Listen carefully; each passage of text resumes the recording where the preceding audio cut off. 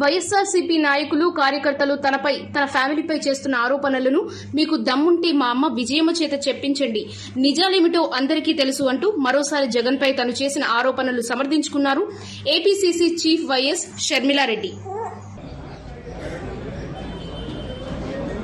ఎవరో నాకు కితాబిస్తే నా విలువ ఎక్కువ కాదు, ఎవరో నాకు కితాబు ఇవ్వకపోతే నా విలువ తక్కువ కాదు.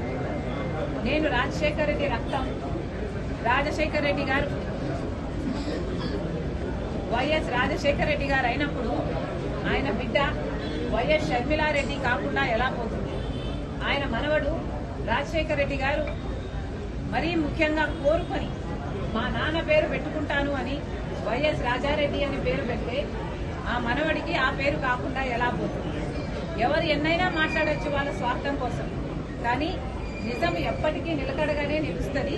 నేను రాజశేఖర రెడ్డి గారి రక్తాన్ని, ఆయన ఆశయాలను కాపాడటం కోసమే ఈరోజు కాంగ్రెస్ పార్టీలో ఇంత గట్టిగా ఆంధ్ర రాష్ట్రానికి వచ్చి పోరాటం చేస్తున్నాం. మీరు ఎన్నైనా మాట్లాడొచ్చు. ఈరోజు పొద్దున చాలా దగ్గరి మనుషులు కూడా చాలా విచిత్రమైన, చాలా బాధ కలిగించే కామెంట్స్ చేశారు. కొండా రాఘవరెడ్డి అన్న నాకు గాని నా కుటుంబానికి గాని దగ్గర అనుకున్నాం, కానీ ఈరోజు ఆయన కూడా నా మీద నేను పాదయాత్ర ఎందుకు చేశాను అన్న దాని మీద ఆయన ఏదో అక్కడ ఉన్నట్టు, ఆయన బావుమర్ది అక్కడ సూపరింటెండెంట్ అయినట్టు, ఆయన అంతా విన్నట్టు ఏదేదో చెప్పారు. నేను పాదయాత్ర చేయాలి అని వార్తమ్మ అడిగితే నేను పాదయాత్ర నేను చేస్తాను అని నేను అడిగినట్టు చెప్పారు. అన్నా కొండ అన్న, మీ సూపరింటెండెంట్ చేత వచ్చి ఆయన ఈ మాట చెప్పించగలరా?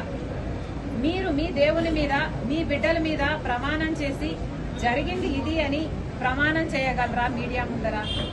నేను ప్రమాణం చేయగలను జరిగింది అది కాదు అని. నేను పాదయాత్ర చేస్తాను అని నేను ఎప్పుడూ అడగలేదు. నన్ను కోరితే నేను ఒబ్లైజ్ చేశాను తప్పితే ఇది నిజం కాదు అని నేను నా బిడ్డల మీద, నా దేవుని మీద ప్రమాణం చేసి చెప్పగలను. ఇదే స్థాయిలో మీరు చెప్పగలరా? నేను నా భర్త పోయి అక్రమంగా డబ్బులు సంపాదించుకోవాలి అన్న ఉద్దేశంతో మేము జగన్ రెడ్డి దగ్గరికి వెళ్లి మేము అడిగినట్టుగా మీరు చెప్తున్నారు. మీరు అక్కడ ఉన్నారా? మీరు అది ప్రూవ్ చేయగలరా? కనీసం నేను విజయవాడకు ఆ ప్రమాణ స్వీకారం రోజు తర్వాత ఒక్కసారి ప్రైవేట్ అఫైర్స్ విషయంగా పోవడం తప్పితే, అది కూడా విజయమ్మ గారితో సహా నా భర్తతో కాదు, పోవడం తప్పితే మొన్న పెళ్లి కార్డు ఇచ్చేంత వరకు నేను ఎప్పుడూ పోలేదు. పోనీ నేను వెళ్ళానని మీరు ప్రూవ్ చేయండి, మీ మాట నిజం అనిపించుకుందాం. ఎందుకన్నా దేవుడు చూస్తున్నాడు. మీరు నిజాలు నిక్కచ్చిగా చెప్పేట్టుకుంటే మీ విలువ పెరుగుతుంది. కానీ ఒక ఆడపిల్ల మీద అబాండాలు ఇలా వేస్తే, రాజశేఖర రెడ్డి బిడ్డ మీద మీరు అబాండాలు వేస్తే ప్రజలు గమనిస్తున్నారు. దయచేసి ఇలాంటివి చేయకండి. నాకు నేనుగా నిస్వార్థంగా పాదయాత్ర చేశా. నిస్వార్థంగా జగన్మోహన్ రెడ్డి గారు ముఖ్యమంత్రి కావాలని కోరుకున్నా. ముఖ్యమంత్రి అయినాక నాకు ఈ పని కావాలని గాని, నాకు ఈ పదవి కావాలని గాని నేను ఏ రోజు కోరిన దాన్ని కాదు. దీనికి సాక్ష్యం మా అమ్మే. ఈ విషయాలన్నీ అమ్మకు తెలుసు. మీకు దమ్ముంటే అమ్మ చేత చెప్పించండి. పాదయాత్ర బాగా